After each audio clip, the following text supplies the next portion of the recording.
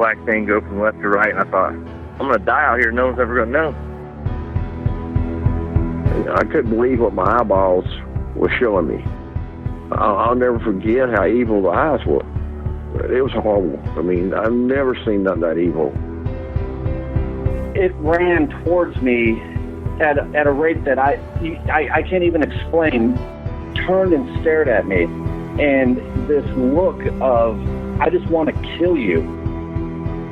I want to say it was human, but it wasn't. He was yelling at me to grab a gun, grab a gun. I was like, for what? He said, just grab a gun.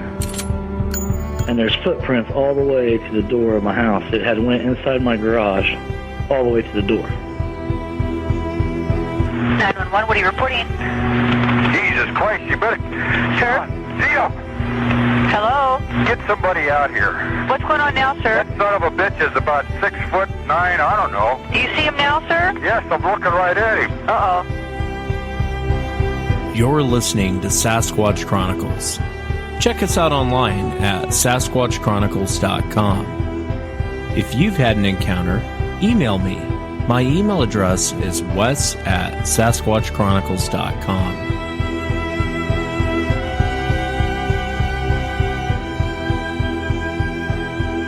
Welcome to the show, everyone. Thanks for being here tonight. Got a great show planned for you tonight. Going to be talking to Kerry. And Kerry had a very terrifying encounter when he was out hunting. He came face to face with one of these creatures, changed his whole life. And it's a very fascinating account. You'll kind of have to watch the behavior of what happened to Kerry, because it's not a normal charge from the creature. It's like it came up and yelled at him. It's probably one of the more fascinating accounts I've heard. If you've had an encounter and you'd like to be on the show, shoot me an email. My email address is wes@sasquatchchronicles.com. And if you get a chance, please visit sasquatchchronicles.com. You can become a member, get additional shows. Check it out if you get a free moment. I want to take a moment to wish all of the dads out there happy Father's Day. I hope you're spending time with your family, and I wish you the best. So happy Father's Day to all the dads listening. Let's jump into it tonight. I want to welcome Kerry to the show. Kerry, thanks for coming on. Thanks for having me on, Wes. I really appreciate it. Yeah, I appreciate you being here. And I know for the audience, if you go to YouTube and type in Bigfoot Odyssey, Kerry's channel will actually come up. But thank you again, Kerry, for being here. If you would you kind of start from the very beginning? Tell us what you were out doing and walk us into what you ran into. It was around 1999. I lost a lot of people close to me, both my parents, grandparents, my best friend. I made 9 funerals in 10 months. It was not a good year. And I guess I really didn't have time to get over one before the next one hit. So it kind of messed me up a little bit. It introverted me, maybe a little bit of a recluse. So I stayed in the woods by myself. I hunted a lot, and a guy that I worked with said his grandfather had some property in Collins, Mississippi, which is just 30 minutes up the road from where I live in Hattiesburg, and said no one hunted on. And so I was like, well, hook me up with your grandfather, So he did. He over his grandpa, and we had a deal. Give him half of everything that I take out, and I can have free reign of the place. So it was a heck of a deal. Well, they said it was 240 acres, but it seemed a lot bigger than that. It was all fenced in, but it was on the edge of a national forest. It butted up to it. And the property was long, rectangular, longer east to west than north to south. And the landscape, if you put your hand down on the desk, that's what the landscape was. Around the tips of your fingers would be a long creek bottom, and then there would be little upshoots, and what we actually call finger bottoms with rolling hills, like would be your fingers. And I mean, it's perfect habitat and full. I mean, it was so thick, and it took me years just to develop the place, just to get it cleaned out, and shooting lanes, and shooting houses. And, I really made it my own. And I hunted in there for 7 years, from early 2000 till March of 2007. Well, it was the deer season of 2006. And I was getting some good bucks on camera, but they weren't coming out in the daytime. So what I decided to do, they would come out, 30 minutes after dark and feed. So what I decided I would do is I would go further down into the creek bottoms and wait for them to come out of the bedding area. So I could catch them while it was still daylight, traveling to, the feeding area. And while I was down there, it got dark. I never saw anything, but right beside me to my left, a bunch of turkeys got up to roost. Just 50 feet away from me. Scared the crap out of me. Well, now I know where the turkeys are. I can go turkey hunting because I tried to turkey hunt in there once, but I didn't even know if there were turkeys in there. I just went out there in the spring and called and never got anything. Well, now I know where the turkeys are. I can go turkey hunting. So turkey season rolls around. I'd actually gone and found a place. It was relatively clear, just a few trees here and there, but it was about half the size of a football field. And it was surrounded by thicket. Really thick brush. Open in certain areas, but mostly surrounded by thicket. So it was easy to burn off. I just walked all the way around the edge and burned it. I heard turkeys like that. I don't know why they like it, but that's what I'd heard, so that's what I did. Got a nice little place to set up there to turkey hunt. And this area, if you actually look at it like a football field, the north and south would be sidelines, east and west end zones. The south sideline drops off down into that creek bottom, and that creek bottom wraps around and makes a grade back up the southeast corner of the end zone and around the east end zone up to the northeast end zone. There's a game trail goes all the way down the north end zone toward the east. Really big, wide game trail. A lot of stuff used it. Well, I set up in the northwest corner, not all the way in the corner, but close to the northwest corner of the end zone where I could see. I could look all out across to the southwest corner, and I could see the whole area. And that was the direction that I thought the turkeys would be coming from anyway, because that's where I found them. So it was March the 10th, 2007. I got up early, got my four-wheeler loaded. I'd driven to the man's house. The property was behind their house. Their whole family lived on the road there. Camoed out, had my net on my face, black under my eyes, or condo hat. You got the camo out because turkeys are not very smart. But if they see you, it's over. You have to hide from them. Yeah. And I walked in. I drove my four-wheeler down to where the lease road started. You kind of had to drive down the pavement a little bit to go into the property. But it was the road that went through it. It cut right down to the middle and then to the center and then turned and ran all the way along the center of the property through it. But it was a bad logging road. And sometimes I would drive halfway down with my four-wheeler. Sometimes I wouldn't. On this particular day, I parked my four-wheeler right in the front. As soon as I came in, I parked my four-wheeler, and I got out and I walked. It was probably almost a half a mile. I was going to enjoy my turkey hunt. So I got in. It was probably just around daylight. Got set up. I had some brush in front of me. Had my little chair. Sat down. My calls. I had a chirp in my mouth. I had a box call, and I had a locator.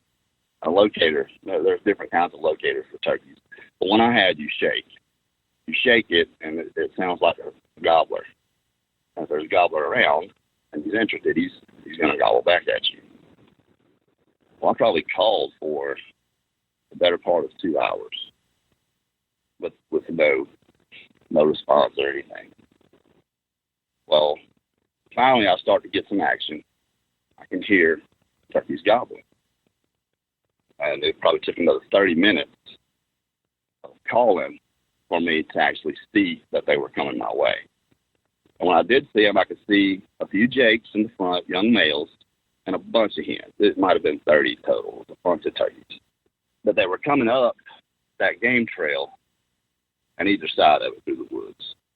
When they got to maybe 30, 40 feet before coming into the clearing, I think they're coming from the opposite end. I'm all the way back in the back. It's about 80 feet from where I am to the edge of the little clear area. So they're still a good 120 feet away from me. Too far to shoot. But they stopped, and some of the ones in the front that were on the game trail perked up, like poked their head up. And then it just, a few seconds later, they were all gone. I mean, they just exploded to the north, getting the heck out of there like something was after them. Or they saw something. I didn't think they had seen me, so I'm upset and disappointed. And just about the time I can't hear them anymore, I can hear what sounds like somebody walking through that creek bottom, straight out across from me, down the south sideline. They're walking toward the east end zone of that clearing. Well, I stood up and looked to see if I could see who it was, and I couldn't see anybody. So, frustrated, I plopped my back against a pine tree, a big pine tree. It was right behind me. I put my gun down to my left, had my left hand around the grip. I put my right hand up around the butt, like a boat paddle. Well, when I finally could see that it was somebody, I could see his head from his little below his neck up. It was a black guy, which made perfect sense. The property I was on belonged to an old black man, and his whole family lived on there. His nieces, nephews, sons, daughters, it's one of them.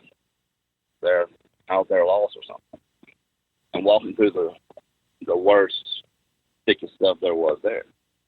So he's definitely coming to where I am, and he's looking at me. Would snap his head and look at me and look back where he was going. Snap his head and look back where he was going. So I raised my hand and waved, like, I'm right here. Don't shoot me, I won't shoot you. Which none of this dawned on me at the time, how in the world he knew where I was. But anyway, he starts to make his way up the grade of the east end zone, like he's coming across the east side of that clearing up to where I am. There's a little clear area through there. I'm not paying a whole lot of attention to him, watching, thinking about what I'm going to say to him. When I get to where I can see through the thick there, and I can see most of his camouflage. Well, that didn't set very well, because if he's wearing camouflage, then he's hunting. He's hunting on my lease, and now I'm really upset. Oh, I got you. You broke up there for a second, but when you first saw him, Kerry, you thought he was wearing camouflage? Or like a ghillie suit or something? I got you. No, it looked, I did not really so much a ghillie suit, but it looked like camo. And there's a reason for that. So now I'm really upset. He's wearing camo, and that means he's hunting. He's hunting on my lease, and I don't know who this is. So I'm thinking about what I'm going to say to this guy, and I'm looking at it. It looks like a fat black guy with a bunch of clothes on. Well, there's 2 pine trees. They weren't real small, but they weren't really big either. Probably 10-inch pine trees, 25 feet tall, about 2 feet apart from each other, in a little clear area through line of sight through the little thicket there. Maybe 10 feet down, about 10 feet down that east end zone grade. And that's where he's about to intersect. So I'm watching, and it doesn't really hit me that this is anything other than a black guy. He gets about 10 feet away from him, and he reaches his hand out. He reaches his arm out, and this extremely long arm, and I can see the skin on the inside of his arm. I still didn't register to me what it was at that point, but I knew something was off. I knew that he wasn't wearing a ghillie suit. He wasn't wearing clothes. And he grabbed a hold of one of those pine trees, and he pulled himself right up to it. And he pulled that pine tree pulled himself right up to that pine tree like it's a security blanket. And he put it right up next to his chest, his right shoulder. And he squared up at me, and when he turned his body completely to me, that's when I could see how big this guy was. And it all happened pretty quick, but it didn't completely register to me that this was anything other than a guy until he opened his mouth. Now, he was as straight-faced as he could be until he stopped. His face completely changed. And when he opened his mouth, and I could see his teeth, it was the whitest teeth I ever saw, and his mouth was huge. And he had that real prognathous mouth and jaw, you know, it's kind of ape-like, but not really, you know, how it sticks out. Yeah. And, I mean, the blood just rushed from my face. I mean, I knew right away what it was then.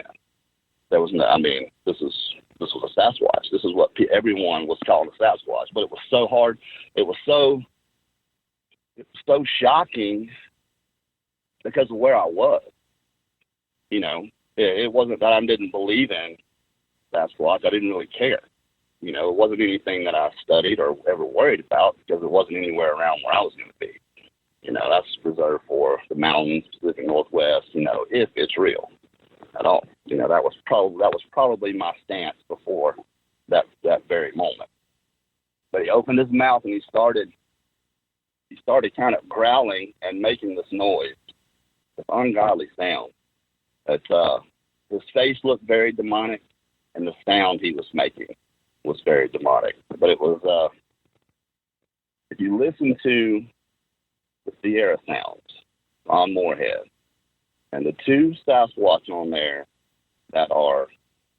they sound like they're griping at each other, but it's very abrupt. It's that unnerving tone.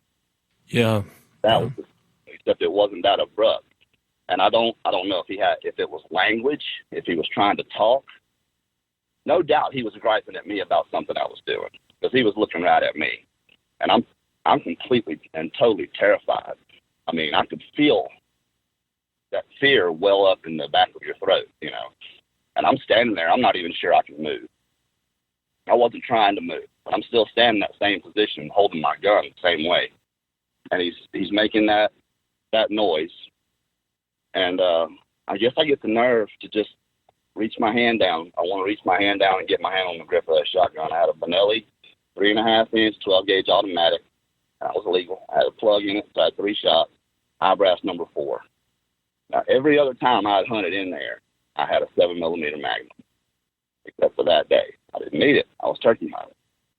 So that was a real concern at that point. But before I could get my hand on the grip and he saw what I was doing, he started rocking back and forth. I mean, really fast. That really upset him. He knew what that gun was. There's no doubt about that. And he blew at me. I say blew. It was like a huff. It wasn't really a yell. But, you know, it was all really quick. As I'm putting my hand down to try to get on that grip, it was rock back and forth. And probably as I'm getting my hand on the grip, it's, whoa, you know, like, no, you know, you're not doing that. But it hit me. That sound hit me like a wave, like he was throwing it at me. You know, if somebody startles you and you jump, you know, that's what I did. I could feel it. I felt it in my spine. I felt it in my organs, my liver. And when it hit me, I guess that was enough for me to move and actually get off of that tree. I took about 4 steps out into that clearing where I'm out from under the limbs of that pine tree. I can see the pine tree, the top of the pine tree he's holding on to, and it's with it. I mean, this is a tree three people couldn't make with the way he was making it with. I mean, he wasn't shaking it. He was just still holding on to it and rocking back and forth, and you know, causing it to whip like. That's how. What I'm saying is, he was massive. That's how big this guy was. Well, now I'm ready. I still didn't point my gun at him, but I'm standing there thinking what I'm going to do when he comes at me, because in my mind, that's what he's getting ready to do. And I mean, I got high brass number 4s, and I mean, this is a cow. You know, whatever high brass number 4 is going to do to a cow at that distance, that's what it's going to do to him. So I'm going to have to let him get close. So that's what I'm thinking is what I've got. He may die later, but he's still probably going to get me. I'm thinking, okay, where can I shoot him? You know, So I try to shoot him in the head, in the face, and then run while I'm reloading. These are the things that are going through my head. Well, during all that, he stopped, shaking, went back to making that noise for a couple more seconds, and then everything stopped. And we both stood there. It might have been for 5 seconds. It felt like a lot longer. And then he let go of the tree. He turned his body to the right, and he cocked his head to the side like a dog would. He didn't turn his head. He cocked his head to the side. He looked right down his nose and across his shoulder, never took his eyes off me. He took a couple of steps for that northeast end zone, that game trail, through the thicket, and turned and walked a quarter away from me, and eventually walked dead away from me through the thickest stuff there. I mean, he could have walked clear down that game trail, but he stayed in the, I guess I couldn't see him, because I could still hear him walking, but I couldn't see him anymore. I could see a little bit, like bushes moved for a second, and then nothing, but I could still hear him walking away very intently. And then when he got probably maybe 50 or 60 feet away, that's when he yelled. And when he yelled, it sounded like, it was like a whip, like a baboon is what it sounded like. I mean, it was so loud that after he did it, there's not another sound in the woods. I mean, there's not a bird chirping, not a cricket, nothing. I mean, the breeze blowing a little bit. I'm still standing there holding my gun, and I can remember looking to my left because I was still pretty close to some thick stuff. You know, I was checking to see if anything was, you know, right there beside me. And I probably stood there for a couple of minutes until I could, well, the way I explain it is I finally realized I was breathing. It wasn't that I wasn't breathing, I guess, but I could actually feel myself breathing. Now, as I was breathing heavy, and I can feel everything starting to close in on me, and I'm still got that gut-wrenched butterflies, you know, like I'm going to die. I turned around, I picked up my backpack, I left everything else there. It's probably still laying there. And I walked out that west end zone towards the road to get out of there, telling myself the entire time that was a Bigfoot. That was a Bigfoot. Holy crap. That was a Bigfoot. You know, not believing what was happening, but I still wasn't out of the woods, no pun intended. So I got to the road, and I was so terrified. I mean, just being in there, I would jump, you know. I couldn't hear anything. It was not like there was anything following me or chasing me, but my body would twitch, and I was taking really short, quick steps, and I would stop and listen. And I wasn't running, but it was like, walk fast, get out of there, you know. And I can remember on the way out, there's always this one place. There's a bottom area that it was kind of swampy, and I always got creeped out right there. I mean, not always, but if I ever got creeped out, it was always right there. And I'm thinking to myself as I'm going out, this is where they're waiting for me, you know. So, and I'm praying, you know, just to get out of there. When I get to that point, there's nothing there. So I actually start feeling a little bit better about that. I don't have that much further to go. But when the road turns and goes up the hill where my four-wheeler is, and my four-wheeler is probably 200 feet away at this point, it starts to open up. I'm actually starting to feel a lot better about getting out of there. So I start up that hill, and I stop. I turn around, and in probably about 2 seconds, I heard that a tree limb, whatever it was fresh. But it was far enough back behind me that if it was on the ground, there's no way anything could have seen me through there. So I think it might have been up a tree. But that's the point where I actually turned and ran. I ran to my four-wheeler. I got on. I drove up to the house, pushed my floor. I didn't load my four-wheeler. I pushed it up beside the house. It was probably still rolling when I got off of it. I got in my truck, grabbed my 7-mag out of the back, made sure it was loaded, and I sat there. I sat there for probably 20 minutes, 15 to 20 minutes, just collecting myself and disbelief. Yeah. And what I didn't get to, what I thought was camouflage on this thing was mud. He was black, but he had mud all over, and his hair was definitely hair. It wasn't fur. It was hair, because I could still see his dark gray skin underneath in spots. But he had mud all over his right side, all over his right chest, leaves matted up in there. He was a mess. He had been laying down in that creek bed. Yeah, it's fascinating, Kerry. I mean, the whole encounter is very fascinating. I wanted to ask you, you made a comment there in the beginning. I get the sounds demonic, but you had mentioned his appearance looked demonic. Can you talk more about that and maybe describe exactly what you saw? Did it look more human-like?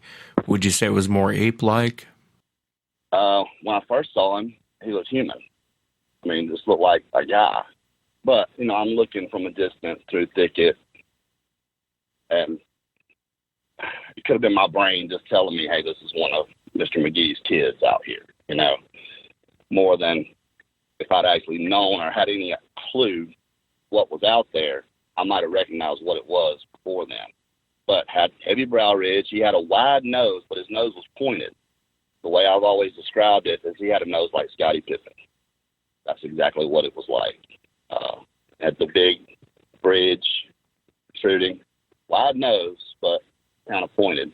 Heavy brow ridge, deep set eyes. That's all I could see was black in the eyes. His hairline started just above his brow ridge. There was no forehead.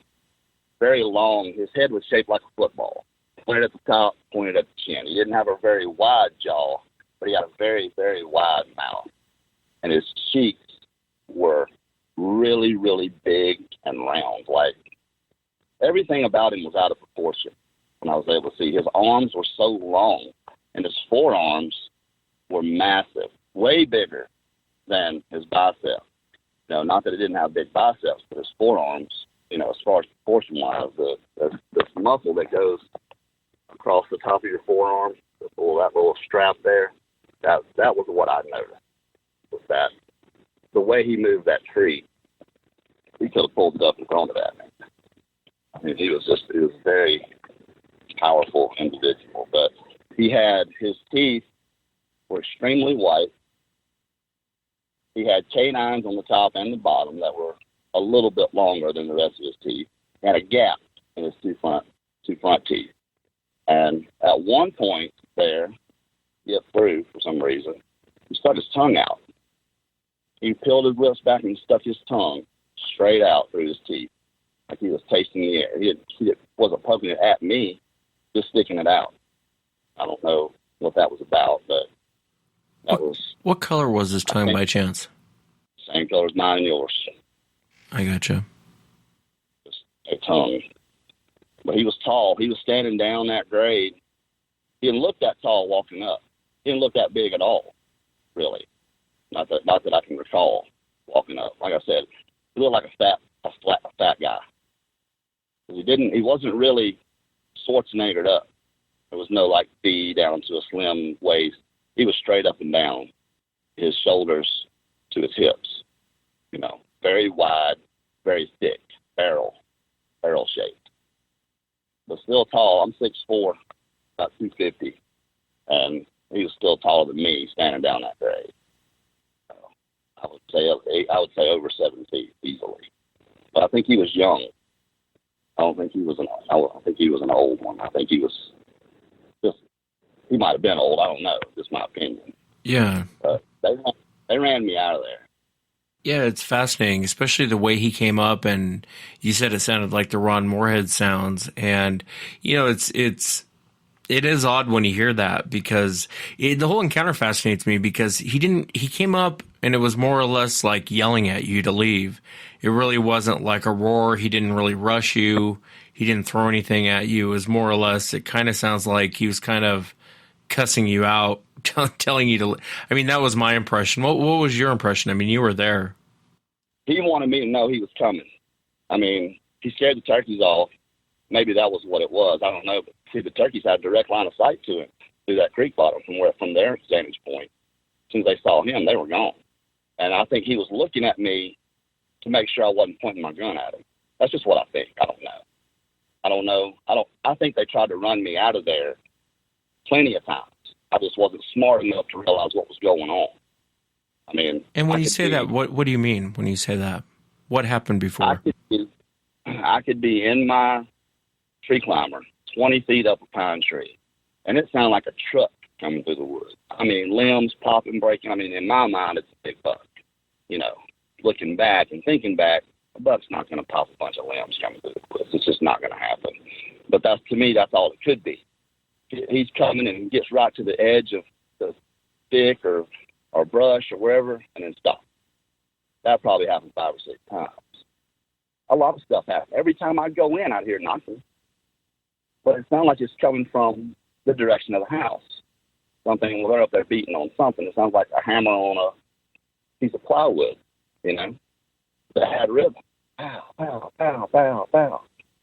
You know, somebody's hammering on something, but they were always doing it. I can't say it was every time, but it was over the course of 7 years, I heard it a lot.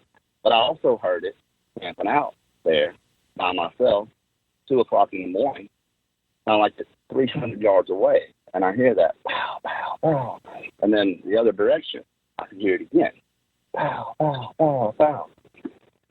That was all to me in there, like that. I could be in my shooting house and hear footsteps to my right. I could see out the front and the back.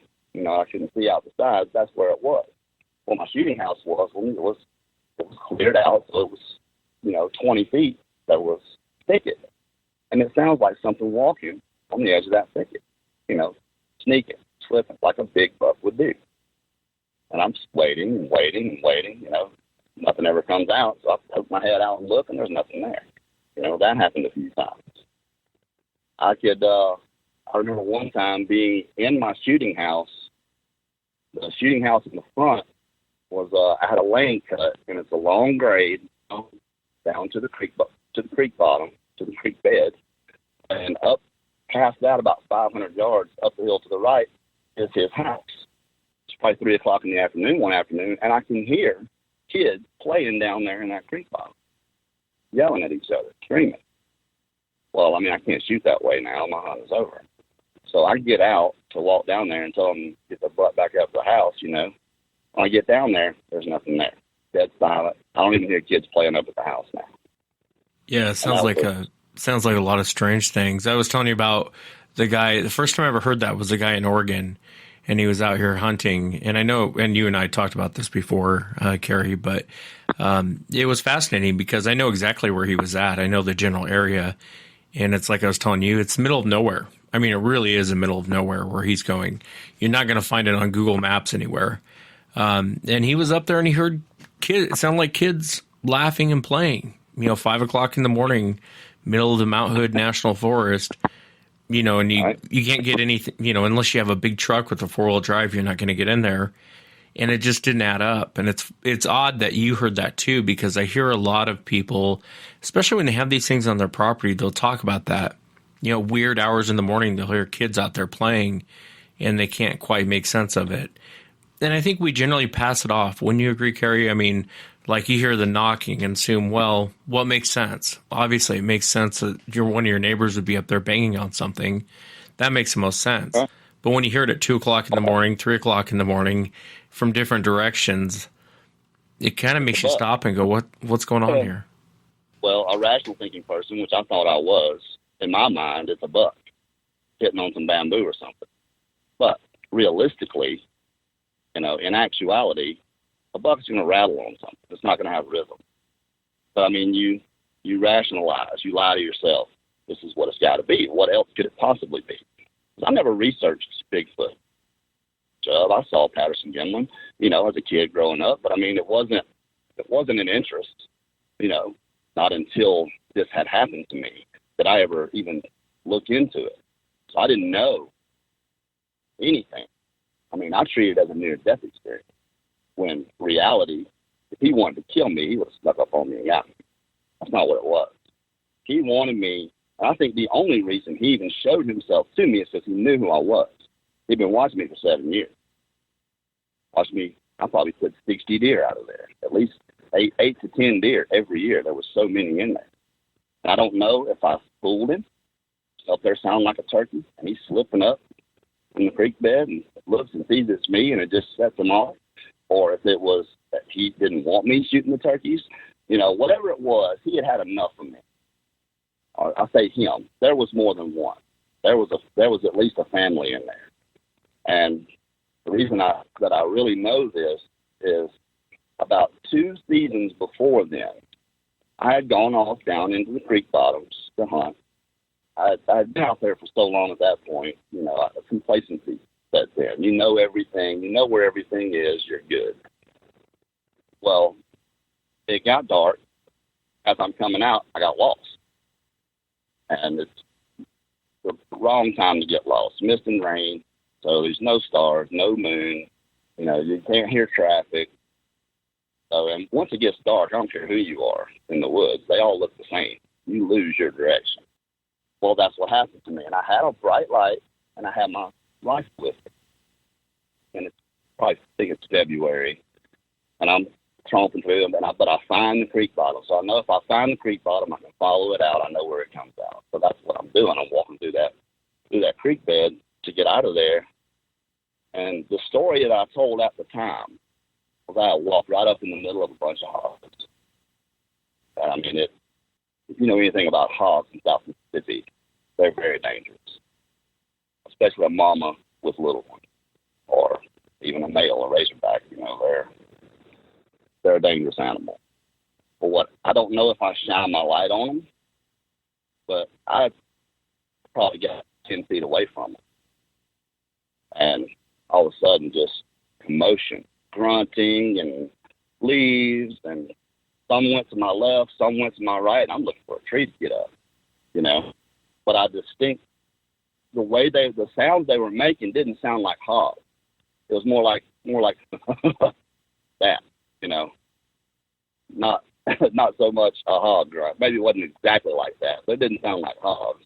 And aside from the fact that I'd never seen a hog out there in 7 years or sign of one, but I never saw a sign of anything. I never saw a Bigfoot track, or any kind of tree structure that I thought was out of the ordinary. I'm sure they were there, and if I'd been looking for it, I would have found them. But I never saw it. I didn't have any clue. I was clueless otherwise. But I distinctly remember hearing bipedal walking. They didn't go away from me. They're up either side of me. They got the high ground. I'm in this creek bottom. But I can hear they went straight back behind me and stopped. That was it. I'm standing there waiting to get rushed, ready to shoot my rifle in any direction. But I could hear, sound like 2 feet walking, and I thought that was bizarre at the time. But, I never told anybody that. There was no reason to. I got But you. it wasn't until after the fact, once the dust settles, looking back on everything that happened to me out there. They were there the whole time, and they tolerated me to a certain degree. I lost deer. I probably lost 5 or 6 deer, just ones that an 8-point buck that I had shot early in the morning. I heard him crash.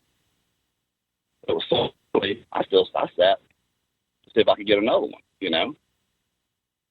9:30, 10 o'clock rolls around, I get down, go look for my deer, and he's gone. I find where he went down.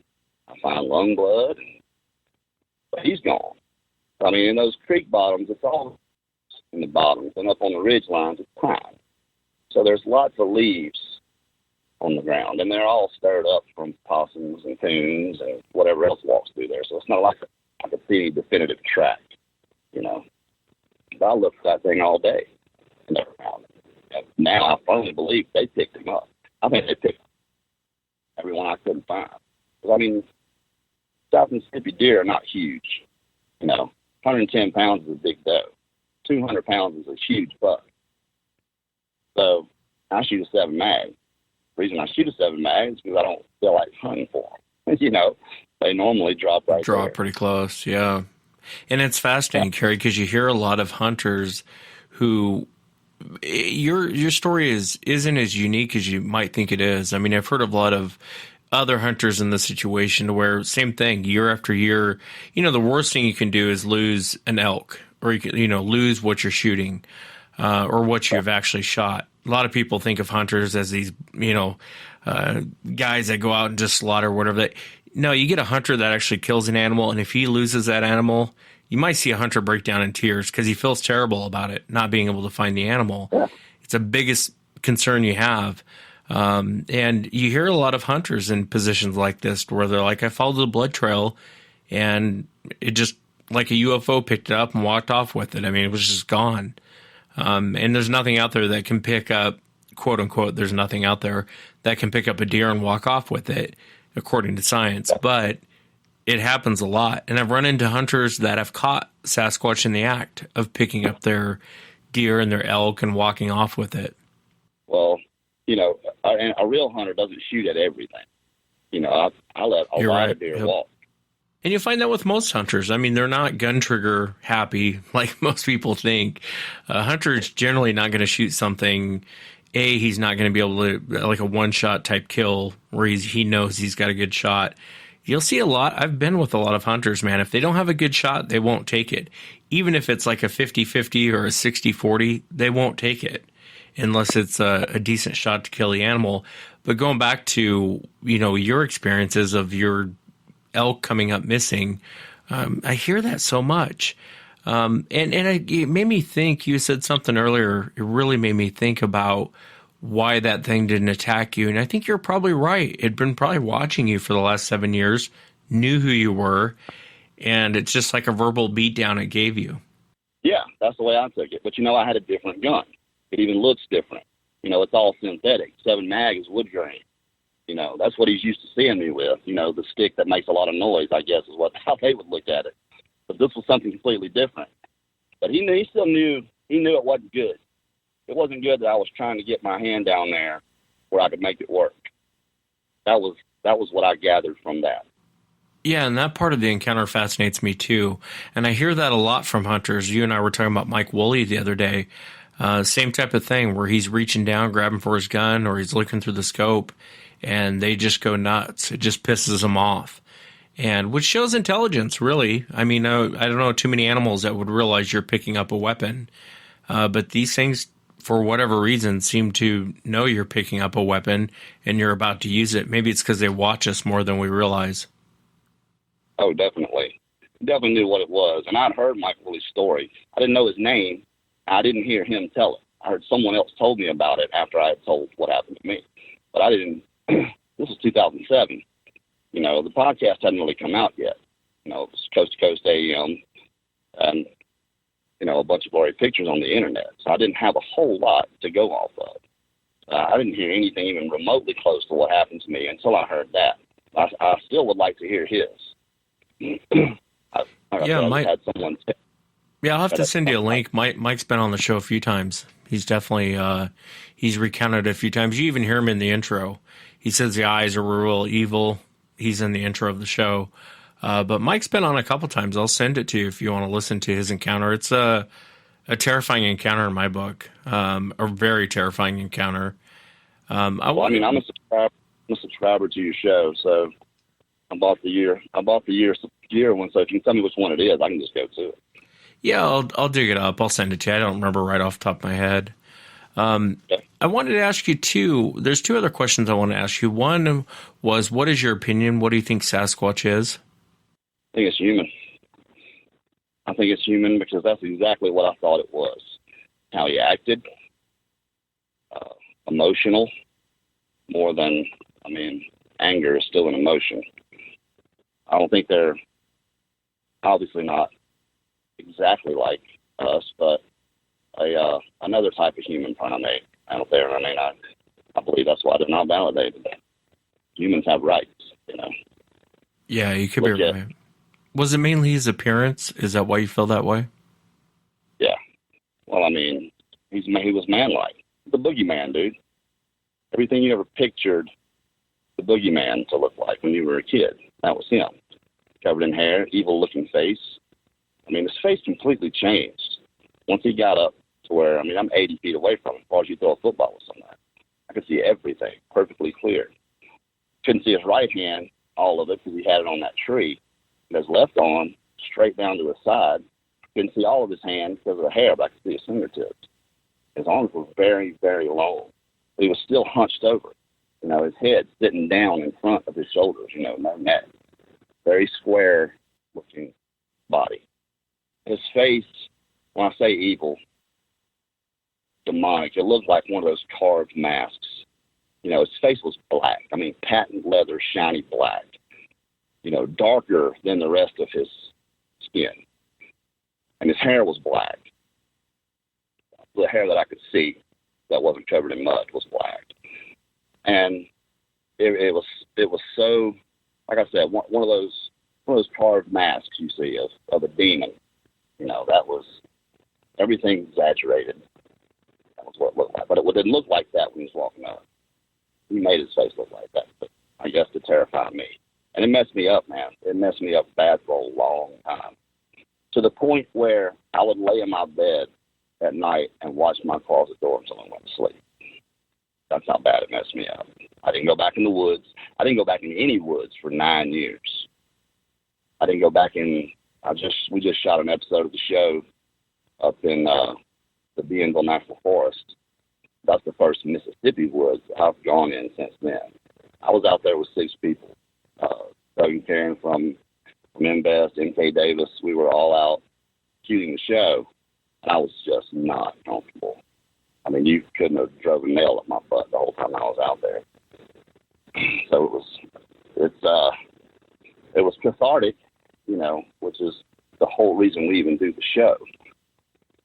Yeah, and you're talking about Bigfoot Odyssey, the YouTube channel, for people listening. Our show, Bigfoot Odyssey, yeah, it's just our little contribution, you know, to the subject for catharsis. But we don't go looking for Bigfoot, and there's a reason for that. You know, we go and talk to people that do, people with podcasts, like you, really excited to do a Sasquatch Chronicles episode of Bigfoot Odyssey, by the way. Yeah, I'd love to. And I think it'd be cool to get you up here and go to, there's a couple areas I know of personally up here that unless I have about 5 or 6 guys who are armed, I don't think I'm going to go stay the night in some of these areas. And there's one in particular I was telling you about that probably since January, I've had, well, I was going to say half a dozen. It's been more than that, run out of this specific area. And it's interesting because every time I talk to these people, it seems like the same type of behavior, the same scare tactics they use. A little bit more aggressive than what you experienced, but very similar. They come rushing in. They're not really scared of you. One guy, he's an old Army vet, and what did he tell me? I think he left like $4,000 or $5,000 worth of equipment up there, and he's like, Wes, if you want it, go get it. It's still there. He's like, I'm sure it's still there. I just left. And he was run out of this area. So yeah, I'd love for you to come to Washington, man. I think it'd be a blast. Yeah, well, consider it done. We've got a show coming up in Ohio, and then Oklahoma, and then Florida, and then but I'll definitely be in touch with you, and we'll get it lined up, and we'll fly up, and we'll take care of it. Yeah, and or go ahead. I didn't mean to cut you off. No, I just think it'll be awesome. It'll be fantastic. Yeah, no, I'm excited for it too. Yeah, it is fascinating how it affects you. It physically and mentally affects you after you've had an encounter. And I don't think a lot of people, I think they get it now. Most of my listeners get it now because they've heard so many people on the show. But it does affect you. I did the same thing, man. I would go out in the woods. I wouldn't get out of the car. I remember Woody and I went up to where we had our encounter, and I would go, but I wouldn't get out of the car. And it was under protest I would go. It wasn't that I really wanted to go. And I always told Woody that, you'll see when you come up here. We argue like an old married couple, but I'm like, I'll go, but it's under protest. And I want that on the record. Woody just laughs and, he gives me crap. But it's getting better now, but it does affect you. I mean, it does. There is serious PTSD after an encounter, after you've encountered this thing. Even if it's not trying to directly kill you, just running into them can cause PTSD. Right. Well, it's not supposed to be there. Right. Yeah. And it's something, I was a hunter, and I was good at it. I hunted for 30 years since I was 5 years old. I was 34 when this happened. So for 29 years, I stayed in the woods. When I wasn't working or with the family, I was in the woods. scouting or out fishing or hunting, and didn't have any desire. It completely changed my whole reality. Obviously, it shakes your reality to the point where it changes who you are. It changed how I treated people, even. But I mean, like I said, I didn't do any research on this before this thing came out and showed himself to me. So I didn't know anything about him. As far as I was concerned, he wanted to kill me.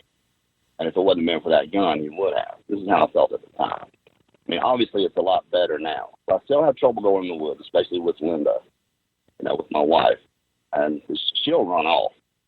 She has gotten in trouble more than a few times going into the woods, going off by herself. Now, we're armed, relatively heavily armed.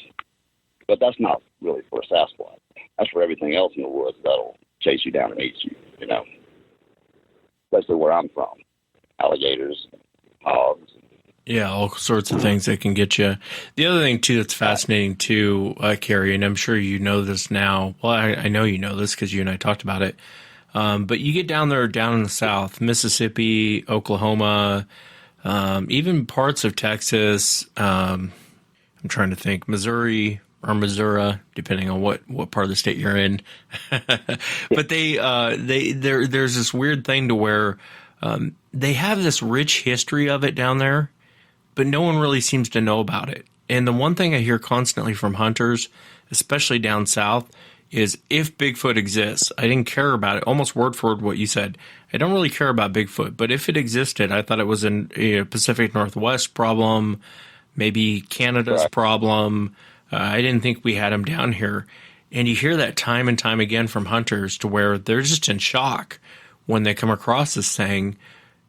And, even in a lot of guys have seen the Patterson-Gimlin film, and it just amazes me because I almost think there's more going on down south than there is in the Pacific Northwest.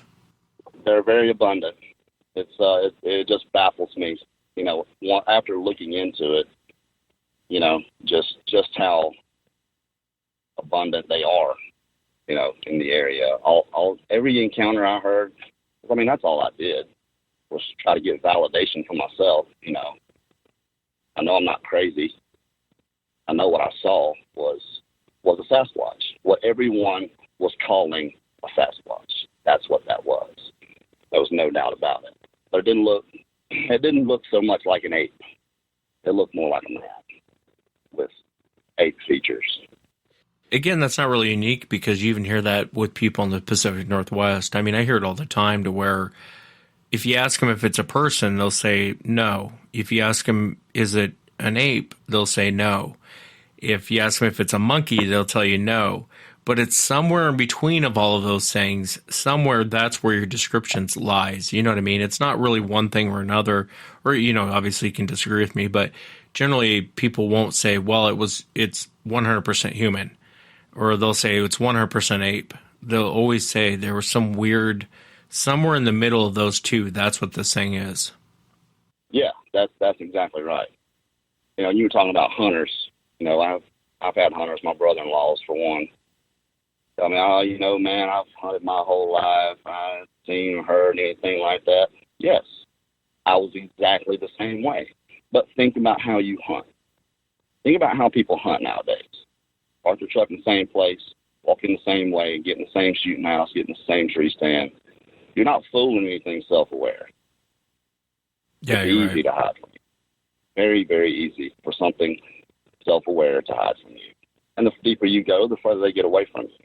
They just don't want to have anything to do. They want to watch us, obviously, but they obviously don't want to have anything to do with us, so we'd have a whole lot better evidence than we do. Yeah, I tend to agree with you. I think hunters are very routine. They're the most routine people out there. And if you're watching, you can follow that routine pretty quickly. But there is times where they mess up and they either come out because they're pissed, or I would say actually with most hunters, when they make themselves known, it's not a friendly exchange. Almost every single time, it's semi-aggressive. Either they'll come out roar, they'll come out and throw things at you. It's never a friendly exchange for the most part with hunters that I've heard anyway. Right. And I would tell anybody, no matter what you do, if you're going to look for them, just don't trust them. They're not to be trusted. I think, honestly, people talk about bodies and there not being a body. I think they have been shot. I think they've been shot plenty. I just don't think whoever shot them made it out of the woods. That's my personal opinion. Because they obviously care for each other a lot. I think if you shoot one, you're going to have to deal with the rest of it. You hear that time and time again. Even encounters I've had on, you hear that time and time again, that there is some sort of weird community that they have to where when you do shoot one, even going back to the miners at Ape Canyon, what happened when they shot that one? All of a sudden, everyone comes rolling in looking for a fight. So it is kind of like picking a fight with a biker gang. You fight one, or with brothers, you fight one of them, you're going to fight all of them.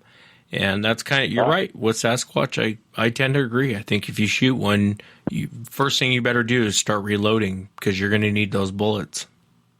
I agree 100%. And they have no reason to trust us either. I mean, we're probably a heck of a lot more impulsive than they are. I'm sure they're a lot more reserved and calm in certain situations than we would be. I mean, of course, there are, for the most part, most of them the one I encountered, he was a lot bigger than me. He could have taken me out easily. And for me, especially after the fact, sitting in my truck, it wasn't really the prospect of dying. That no one was ever going to know what happened to me. I was just going to disappear. They were going to find my bones 20 years later stuffed in a stump somewhere. Yeah, it's hard to say. It really is hard to say. I tend to agree with you. There's a lack of trust, and I think there's a lack of trust on both sides with good reason. Hopefully one day we'll find the answers to it and solve it. You know what I mean? We're trying, and that's why we do what we do. If we can just, the thing about going and doing shows about other people's, we call it Bigfoot Odyssey. It's not because we travel. It's us letting someone tell their journey through being either indifferent or a non-believer to eyeballs deep in it. That's an odyssey. It's a journey dotted with notable experiences. So we let them tell their Bigfoot odyssey. And I think our idea in that is to let the common man or average person that does not really into this, but still checks it out, to know that who these people are that's doing this. Trying to create a little bit more awareness. And there's not a lot of people doing what we're doing. And we were just fortunate enough to have the means and the time. We don't try to sell it or anything. We go out and do it for ourselves, and we get to travel. We get to meet people and forge relationships, and we're just getting started. We have a long way to go, but it's working out. I think we're having some relative success with the first few shows we've put out. Yeah, well, I wish you success on it. And for the audience, if you want to go check it out, go to YouTube, type in Bigfoot Odyssey, and Carrie's channel will come up. Carrie, thanks again for coming on. I really do appreciate you being here tonight. Thanks for having me on, Wes. I really appreciate it. And that's it for tonight, everyone. Remember, if you've had an encounter, shoot me an email. My email address is wes@sasquatchchronicles.com. Until next time, everyone.